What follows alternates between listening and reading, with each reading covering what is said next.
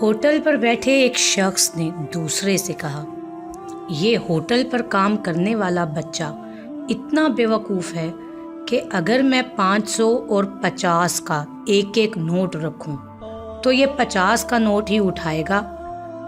اور ساتھ ہی اس نے بچے کو آواز دی اور 2 نوٹ اس کے سامنے رکھتے ہوئے بولا، ان میں سے زیادہ پیسوں والا نوٹ اٹھا لو۔ بچے نے 50 کا نوٹ اٹھا لیا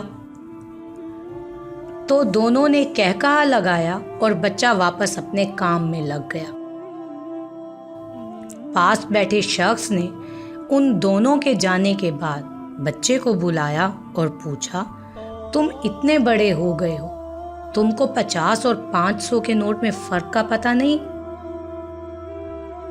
یہ سن کر وہ بچہ مسکرایا اور بولا، یہ آدمی اکثر کسی نہ کسی دوست کو میری بیوقوفی دکھا کر انجوائے کرنے کے لیے یہ کام کرتا ہے اور میں 50 کا نوٹ اٹھا لیتا ہوں۔ وہ خوش ہو جاتے ہیں اور مجھے 50 روپے مل جاتے ہیں۔ جس دن میں نے 500 اٹھا لیا اس دن یہ کھیل بھی ختم ہو جائے گا اور میری آمدنی بھی۔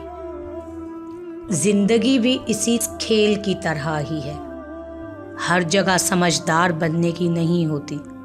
جہاں سمجھدار بننے سے اپنی ہی خوشیاں متاثر ہوتی ہوں، وہاں بیوقوف بن جانا ہی سمجھداری ہے۔